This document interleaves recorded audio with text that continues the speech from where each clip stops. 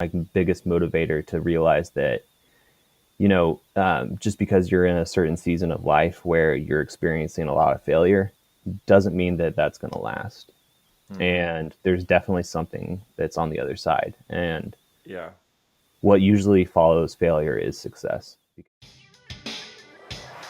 You're listening to the Amplify Entrepreneur Podcast, the show dedicated to helping entrepreneurs scale their businesses, increase their profits, lead their teams, and grow in every facet of their lives. Through the experiences of some of the most successful entrepreneurs in the game, we'll dig deep into their stories to learn from their most significant successes and failures. And now, here's your host, Nick McGowan.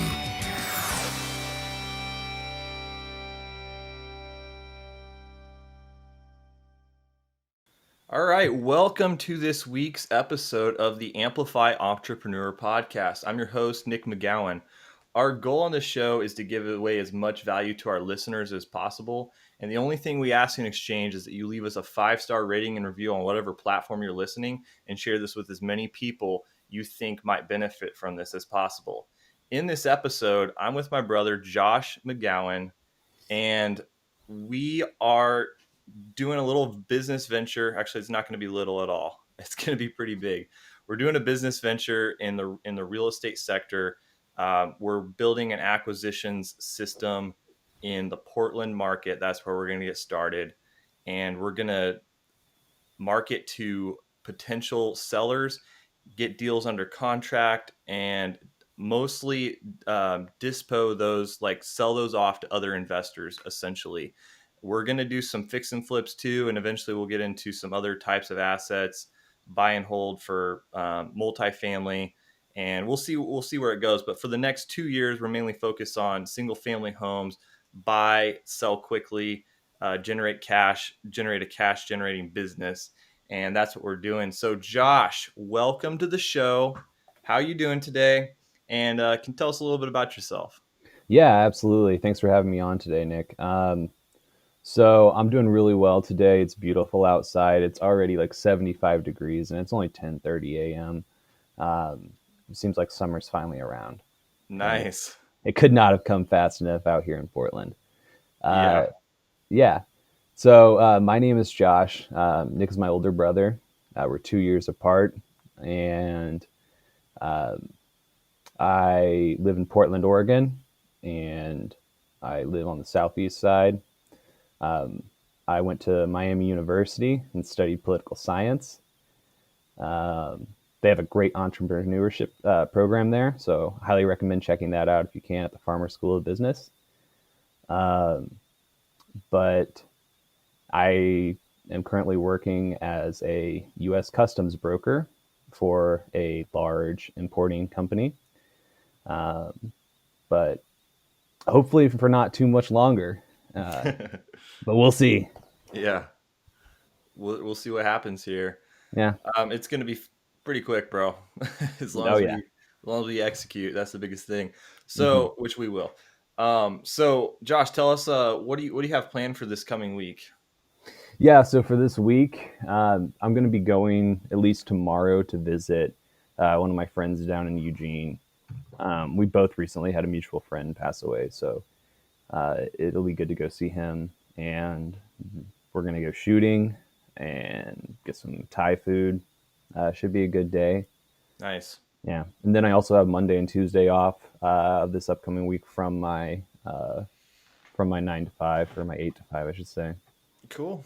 Yeah, so Good I'm going to deal. be spending that time working on the business. All right, cool. So, what do we have planned for the business? What are we doing this week to move the needle with what we're doing? Yeah, so we need to make a couple moves for sure this week. Most importantly, being it's hard to do right now because there really aren't any sort of actual meetups where people are going to network Hmm. because of COVID-19. So what I'm going to be focusing on mainly Monday is just contacting anyone that I can find online that is a wholesaler within the market and see about switching or swapping cash wireless because Gotcha. we really need to grow that. Yeah, that's a second. The second biggest part of the business, the equation. You gotta buy and then you gotta sell. And the deeper we can buy and the more we can sell for, the bigger our spreads can be. So that's pretty important. So that's good.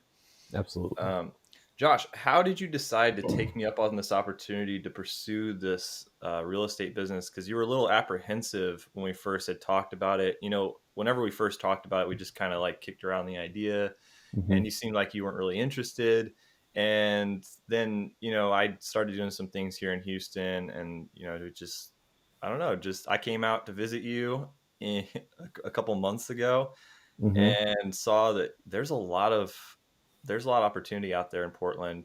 There's a lot of houses that need to be fixed up, and I mean, first glances, it doesn't seem like the competition is too crazy, especially compared to Houston. We got a lot of competition here, but yeah, generally, how did you decide to join me in this? Yeah. So my decision to join you on this came from me not just wanting to like be closer to you because we've had a great relationship our whole life, but because I really do see it as being a great opportunity, not only for myself but for my family, and for essentially just me being able to do the things that I want to do. I don't want to sit in a cubicle filing entries through customs for the rest of my life, or for the next 5 years, whatever.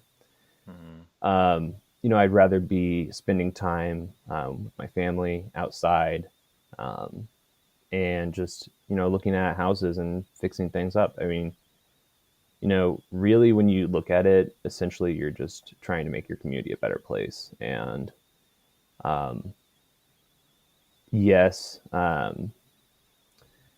you do have to make deals with certain people that may not be in the best financial shape, but that's a part of it. And really, at the end of the day, I think that doing this sort of work is good, and I think Yeah, that good can come of it, especially if you set yourself up to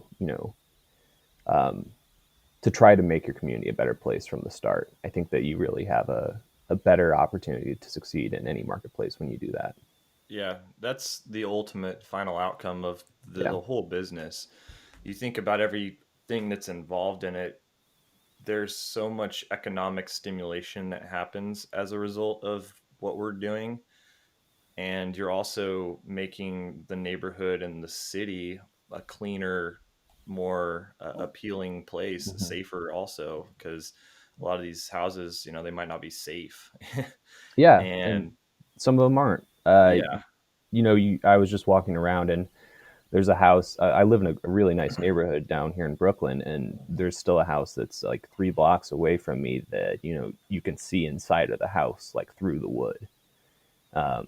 So Wow. like you can Not supposed tell to that. see.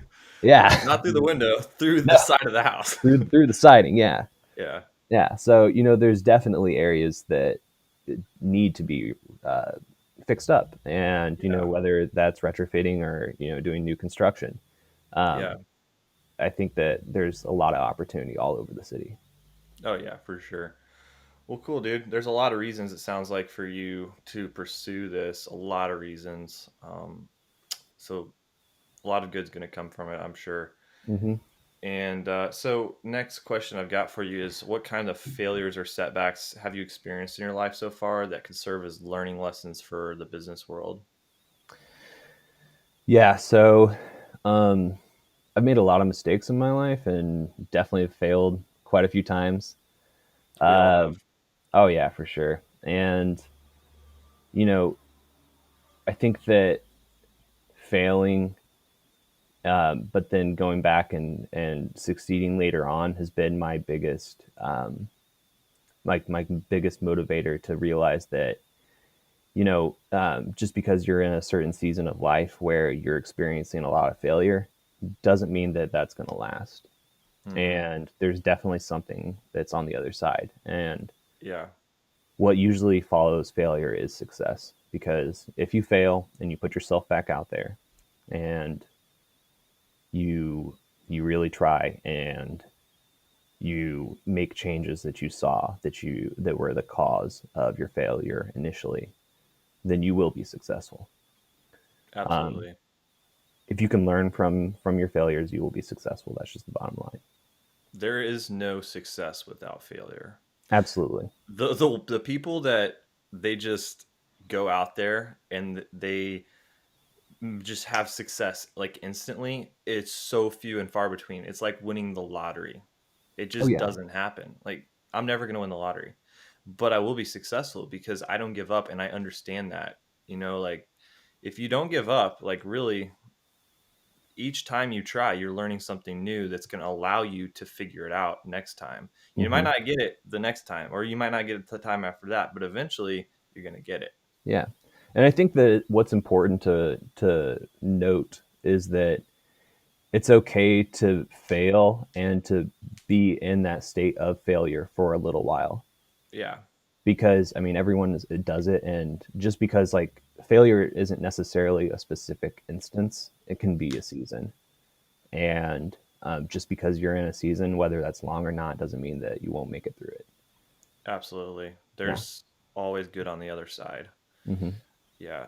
I mean, I've had my fair share of failures, man. Yeah.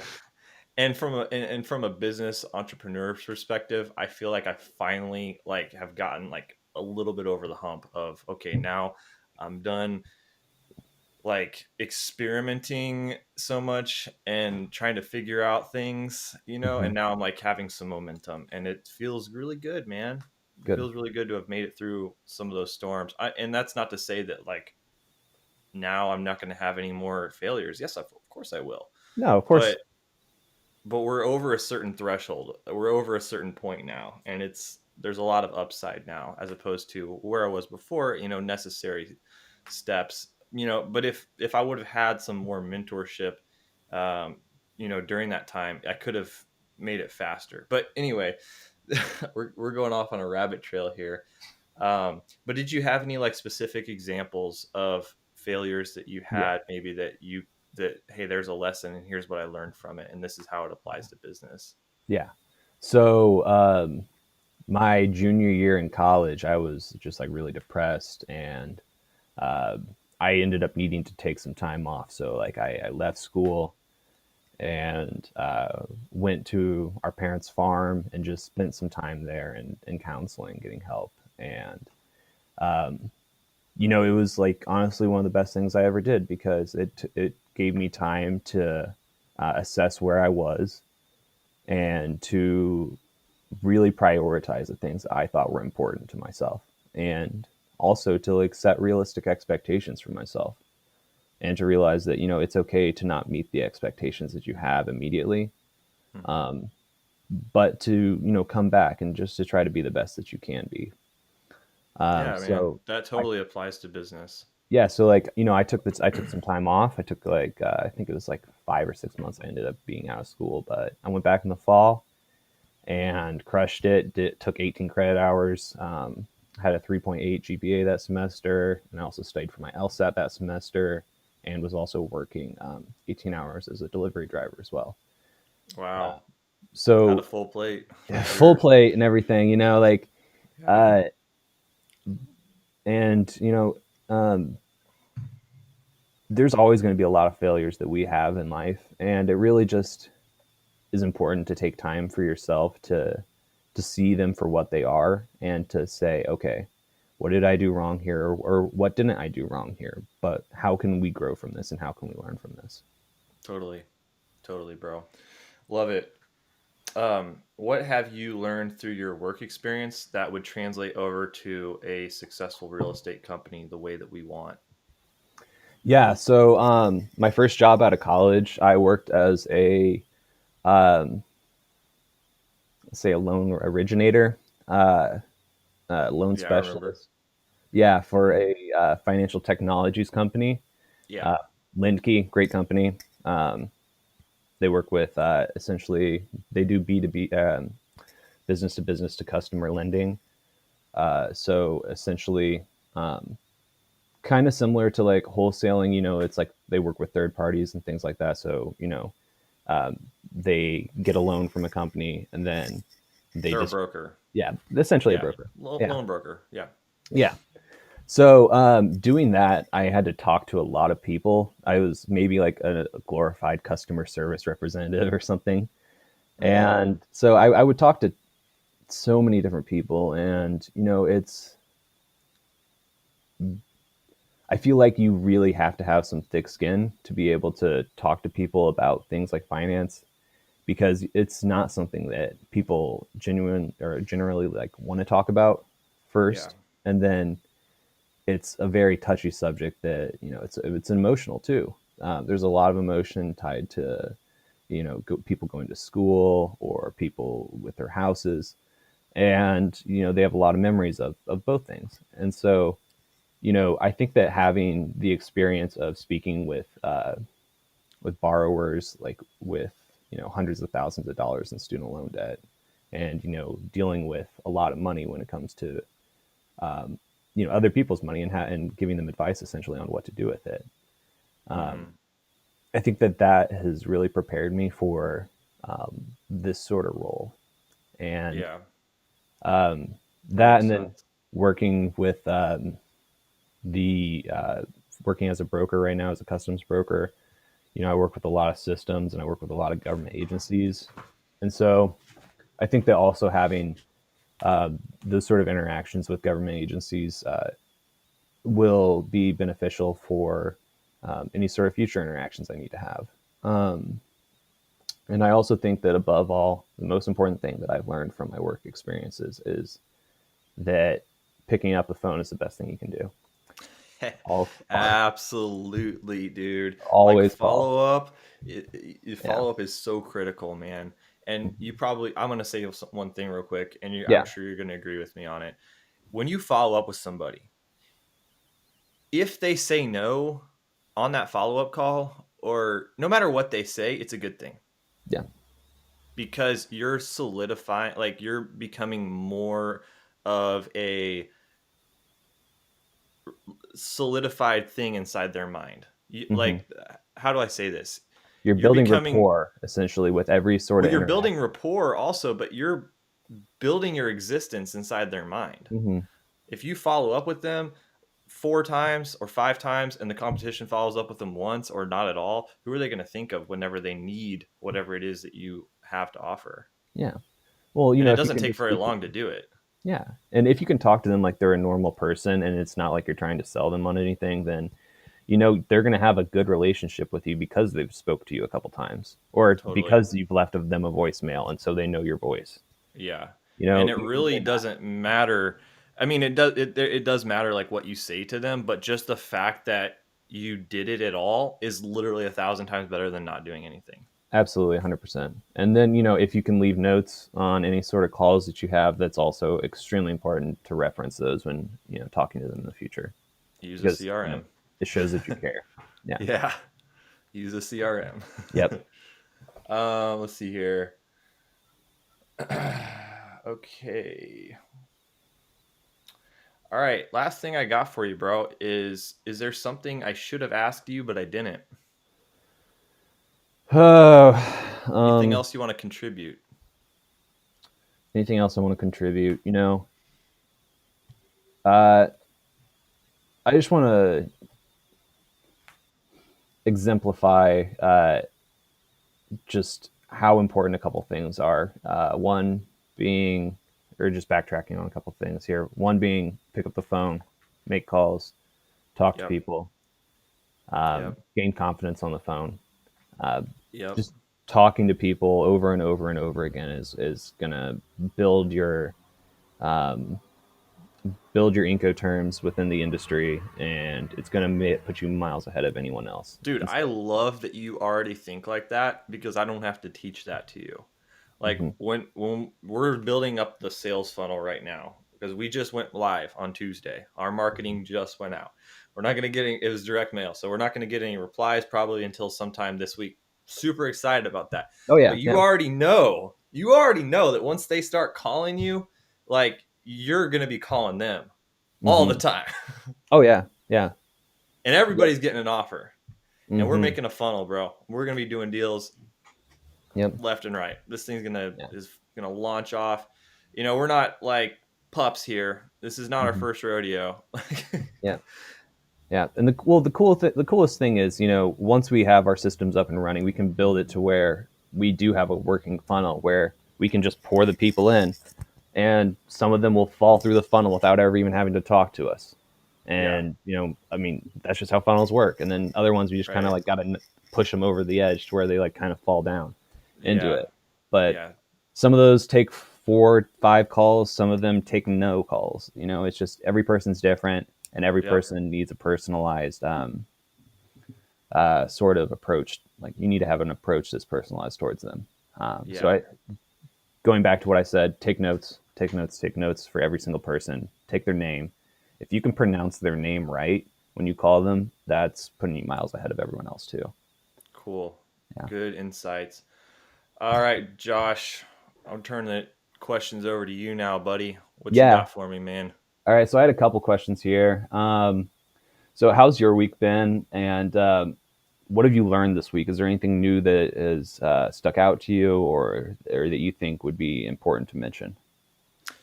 Yeah, so had a good week, still in kind of lockdown mode, although Houston is pretty open now. There's not really much in terms of what we can't do.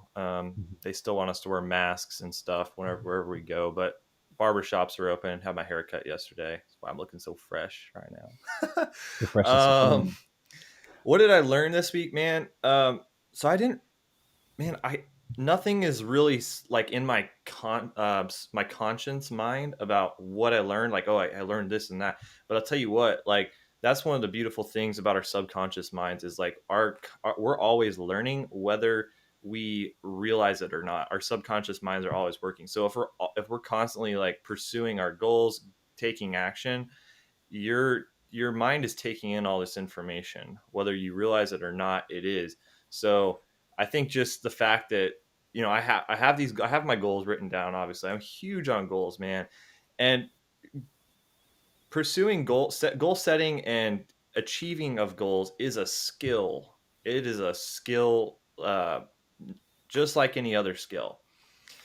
And man, I've been working on goal setting and achieving goals for probably the last 5 years, and I'm still not a pro at it. I'm good at it. Yeah, I achieve my goals. Yeah, takes longer than I initially planned a lot of the time. Yeah, um, but the biggest thing for me is having that goal, having it written down, which I use technology for it, so it's not like technically written down. Although I do write it out by hand just to like solidify it in my mind. But taking action on those goals week after week, I'm getting better and better about that all the time. All that to say, whenever I do those things, I'm constantly learning things in my through my subconscious mind and constantly getting better at the stuff that I'm pursuing, man. Awesome. So Awesome. Thank you for that. Yeah, no, goal setting, goal achieving, so important. And that's definitely something I could work on more. So it's exciting to work with you and to, have someone that really thinks that that's important, and really appreciate that. Going on, uh, what made you want to get into wholesaling? good question. So I didn't know that well, when I was in college, I didn't know what I wanted to do, Mhm. and I ended up dropping out of college after about 4 years. Well, because I changed my major so many times, like, right, I did really well, like I got really good grades, but I didn't know what I wanted to do. And on the last year that I was in college, I moved to Houston and started working for a commercial window tinting company. I met a friend there. His name is Luis. We started a business doing commercial window tinting, and starting that first business is what made me realize I love entrepreneurship and business, and I love the game of that. And so any business model, I'm interested in learning more about it. And so what happened was I went to a real estate networking event. I was just I heard about some things with real estate about passive income, And long story short, I went to a real estate networking event, and it was about apartment syndication. And I'm not going to go into detail about what that is, but that's what the event was about. And there were some guys there that were talking about wholesaling, and I didn't know what it was, and I didn't want to sound like a noob, so I didn't ask him about it. But I took like a note, like, "Hey, read about wholesaling. Check that out." So then, when I got home, I got online, I read about it, started researching about it, was really intrigued with the whole model of it, and then I started listening to the Wholesaling Inc. podcast. Tom Kroll, Cody Hoffine, awesome podcast, awesome guys. If you're just starting out and you're interested in that, highly recommend listening to that show just to learn about the intricacies of how wholesaling real estate works. um, but yeah, that's how I got into it. I just listened to like as much of Wholesaling Inc. as I possibly could. Listen to some other podcasts too related to it. Read some books on it. Um, but yeah, that's how I got into it. And their show, they get really high energy guys. They get really excited. It's really cool. They have guests come on the show, talk about like deals that they've done, and it's crazy, man. Like some of the spreads that these people are making, the money that they're making on some of these deals. Some people out there. Um, just like that, because it's super fast how it happens. So that's what got me interested in it from the beginning. Mm-hmm. But the truth of the matter is, there's no bad business and there's no good business. Business is business, and you can make money in any industry, and they're all very similar in a lot of ways. Mm-hmm. But I see this model as a model it's easy to get it up and running. It's very simple. The model, you're able to grow a team with, you're able to do a very high amount of revenue and profit with a very small team and with a Mm-hmm. very small number of moving parts, which I love it because it's so simple and there's less variables that you have to work with. So that's Mm-hmm. why I love the model of it. But um, yeah. Awesome. Awesome. Do you want to talk about the model a little bit, or um, save that for Yeah, now? sure. So just basically, the wholesaling is, you market to sellers, potential distressed properties. Most of the time, there's a million different ways that could look like, different ways you can find those type of properties. So you do marketing to them, and there's a lot of ways you can do that. And then you create a sales funnel for exactly that, and a very small percentage of those will convert to contracts. Once you have a Mm-hmm. contract, then you sell the contract essentially to another investor, and you make the difference between what you had it under contract for and what you sold it for. And within 90 or within 30 days, I don't know why I said 90, but within about 30 days or less, it could be way less, it could be a week, you're Mm-hmm. getting paid, because you get paid when the deal closes at the title company writes you your check. And so the way that I want to set up the way I want us to set up this business is to have like a marketing team, and then an acquisitions team that gets the properties under contract, and then a dispositions team that sells the contracts to other investors. And then we're also going to do flipping too. So we'll probably have a guy that eventually that decides what the course of action is, what's the exit strategy for that Mm-hmm. property, whether we flip it or we wholesale it. And then we'll have to build out a team for the rehab stuff too. Really simple though, because we use general contractors, Right. and we'll have a project manager that oversees the general Right. contractors, make sure the deals go through. But I mean, that's essentially the business right there. And then you maybe have an HR person that takes applications, which we definitely will do that. You have some Mm-hmm. virtual assistants for some other miscellaneous things, but business model is super simple, dude. Yes, it Super definitely easy. is. It definitely is very straightforward there. Yeah. Yeah. Now, what motivates you to make our company successful? Yeah. So I love the game, dude. I love it. It's a game for me. Business is a Mm-hmm. game for me. I'm not motivated by expensive cars or really anything like that. I mean, I like to have nice things too. Whenever I, move up another level, like, yeah, I'm going to get some nice things, but that's not what drives me.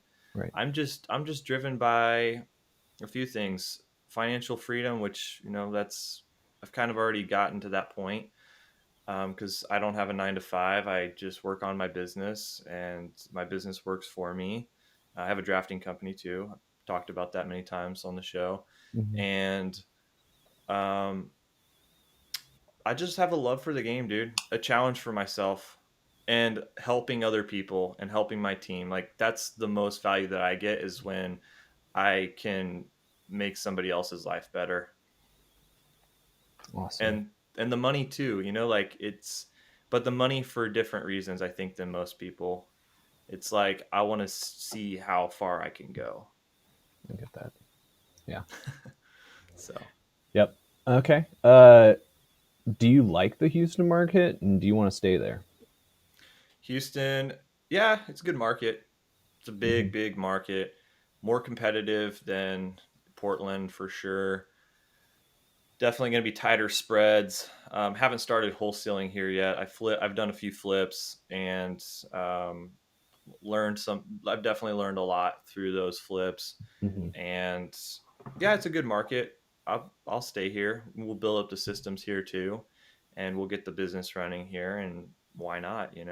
It's just duplicate success. That's what we're doing. We'll build the Awesome. model out in Portland first. I haven't told you this, but my focus is to get us up and running in Portland first, Hmm. and get you to where you're good and you can run everything and you don't really have any more questions for me. Once I get to that point, then I'll go live in Houston also. And I won't do anything like by myself. I'll hire somebody for acquisitions right away, Hmm. just because it's better for me to do that.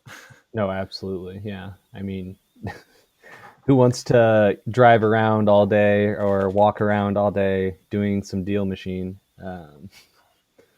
But yeah, But it's so, yeah, awesome. that was your last question, right? Yeah, that was the last question I had. Okay. So, yeah, just to finalize the podcast, we're just going to talk real quick about the 2-year plan, for our wholesaling and flipping business in the Portland market. That's I'm always thinking ahead. I always think ahead. In my drafting business, I'm already thinking like 5 years ahead. I know where I want to be in 5 years. I don't know exactly where I want us to be in 5 years, but I know where I want us to be in 2 years. And once we get maybe like a year under our belt and we're start doing consistent deals, it'll probably become more clear to me where I want to take us, and our conversations together, because it's not just about me, it's also about you, Mhm. where you want to go. So, but for the next 2 years, I want to be at a point where we're doing at least 10 deals a month at an average of $40,000 per deal, just on the wholesale side, Mhm. and then we're flipping two out of those 10, or maybe three, give or take, you know. Um, Further systematize the business. So, we're completely leveraging technology as possible. Technology is super underutilized, I think, in most businesses. And that's a huge competitive advantage, I believe. Before we even before we took any action, I spent about 3 weeks to build up a system for our acquisition, for the whole business. Really, we have the bones, we have the structure of the business already built out on our Podio platform. Hired a developer, spent about 100 hours of development time with this really talented programmer, and I also like worked on that too, to build out the structure of it, and then all the automations and stuff. I had the developer do it, but we've got a system now that you have a driver that tags a property on the Deal Machine app. Shout out to Deal Machine. This is not sponsored, but they're really good. And then we have an API. Basically, it's an automation that takes that tag that we added on Deal Machine, that property, and it puts it onto Podio for us. And then once it's on Podio, we can skip trace it. And I'm also working on an API to skip trace right now, but I don't have that solution figured out. So currently we have to download the list, upload it to a skip tracing provider. We're using batch, skiptracing.com. Shout out to them. Also not sponsored. These people need to pay me. But yeah, so we skip trace it. We get the list back. We re-upload it back into Podio. It updates everything with phone numbers and preferred mailing addresses. we get some emails as well. And then the magic happens. Our system will send out the marketing Mm-hmm. automatically at a predetermined sequence. We've got 7 touches baked into it. That's 7, not 1. We're touching them 7 times. And the reason why we chose to do this list, to do the driving for dollars route, which is what Deal Machine is there's lists that you can buy out there. A lot of wholesalers are buying lists. That's typically how they're going about finding their deals, is off of a list. We want to make our own list though, because it's a lot less competition. That's why we decided to go down this route, and we automated everything. So also after we get a response, then we push a button on Podio to signify that we have a response. We don't need to do marketing anymore, and then we take it through the sales funnel. Mm-hmm. We talked about the property. We get it under contract. Also, our Podio system creates the contract for us automatically with just a few inputs that you got to type in. You got to type in. You don't even have to type the owner in because he's already on there from public record. But you type in your offer price. You type in who the title company is and the earnest money, and then whether or not there's an HOA. That's all we're doing. And then you click a button, offers generated. You can send it out for signature. And then we have a Write Signatures, the software you were using for that. So we can take the signature, contract comes back. Now it's under contract. Then we can push it over to acquisitions where there's more automations for that. But I haven't really done a whole lot with the dispositions yet because, Mm-hmm. one thing at a time, really. But we got enough up and running now where we can really hit the ground running, and really excited about that. But yeah, all that to say, really big on systems, and we have set ourselves up to do a lot of deals in a short amount of time to really hit the ground running strong. And once we start doing that, I want to continue to further systematize and utilize technology as much as possible. And I'm just really big on that. So, Mm-hmm. also want to build a team around everything, a really good, solid team. For you guys that are listening out there, maybe you're having a hard time building a team, maybe you're having a hard time hiring, highly, highly recommend the book Who by Jeff Smart. That book has been a game changer for me in my businesses. It provides a framework for hiring, provides the interview questions, the format, everything really. It's what I was looking for. So I was looking for a book on hiring to figure out like how I can approach this, how I can find the best people on my team. And that book, definitely, that's what I was looking for. Another good one too that helped as well is The Ideal Team Player by Patrick Lencioni. And that book is essentially about finding people that are humble, hungry, and smart, because those are the people that make good team players. But that book alone is not enough. You got to read Who. That provides the framework for the best practices when it comes to hiring. Um, and in this business, so I'm acting as CEO with the vision, the business experience. Josh is going to be acting as COO. He's going to be the execution guy, the guy that gets it done. Of course, he has say as well about how we want to do this company because we're partners in this business. And then underneath us, we'll have heads of each department: acquisitions, dispositions, HR. That's how we're going to structure this company. um, and business has so many similarities between industries. So my experience in my other businesses has really allowed me to take on this business here with total confidence. Like, I never had as much confidence in any of the other businesses I ever had before as I do in this one. I have zero doubt of where we're going to go and what we're going to do. It might take us a little bit longer because that's just the nature of things. Maybe it takes 3 years for us to get to the point where we're doing what I said we would do earlier, 10 deals a month, and then 2 or 3 flips a month, also 10 wholesale. I don't think it will, but it could. We might run into some things that slow us down. That happens in business, but we're definitely going to have it. It's definitely going to happen. There's no if or maybes. It's when. Mm-hmm. It's only when. That's the only question. Um, so yeah, beyond 2 years, man, I don't know. We'll see.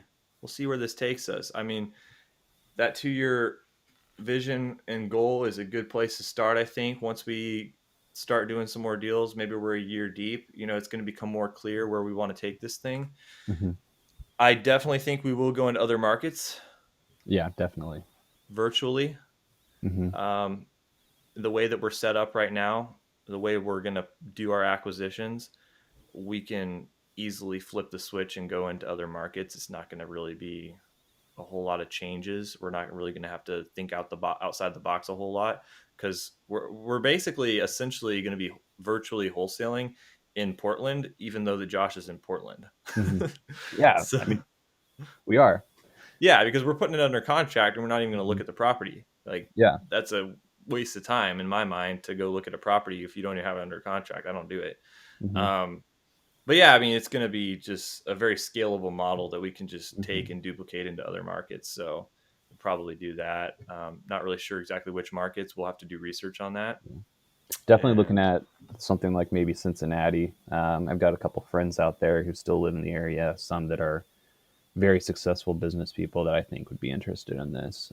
So we're gonna have cool. to touch base with them at some point. Yeah. Um, We'll do some market yeah. research too, man. Figure out where it needs to be. But yeah, having boots on the ground is good, because once you do get it under contract, then there's some things you need to do, Hmm. actually going out to the property and whatnot. Yeah, and shout out to Deal Machine as well because it's really just going to be the best bang for your buck starting out in any market. I think.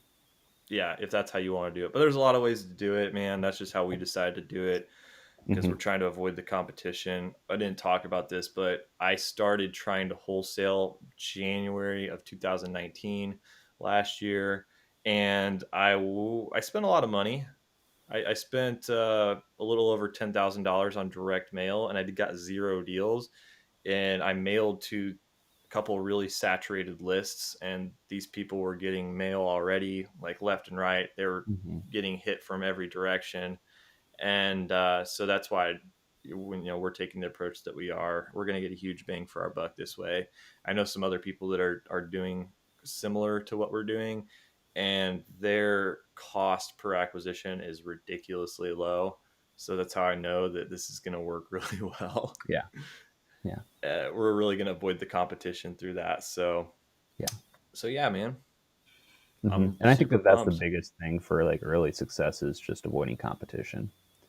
Because like until you're established, you have like a website that's fully functioning where people can come and essentially get an offer on their house almost immediately. Then you kind of need to avoid a little bit of competition. Yeah, there's a lot involved to it, but by us in avoiding the competition, it's gonna allow us to be very lean and keep our Hmm. costs low, and do deals, and that's the goal. Like, that's where you want to have your initial marketing dollars in the cheapest cost per acquisition possible, and maximize that first, and then go into the next cheapest, and then so on and so forth, and you build your business like that. Hmm. So anyway, man, that's where Great. we're at. That's where we're going. Appreciate everybody coming and listening onto the show. Again, if you got any value out of this, really appreciate it if you leave us a 5-star review, and a 5-star rating and a review on whatever platform you are listening on. If you got any questions, you feel free to reach out, and be happy to answer those questions. Josh, thanks for coming on to the show, bro. Yeah, thanks for having me, Nick. Yeah, talk to you later. All right, buddy. See ya. See ya.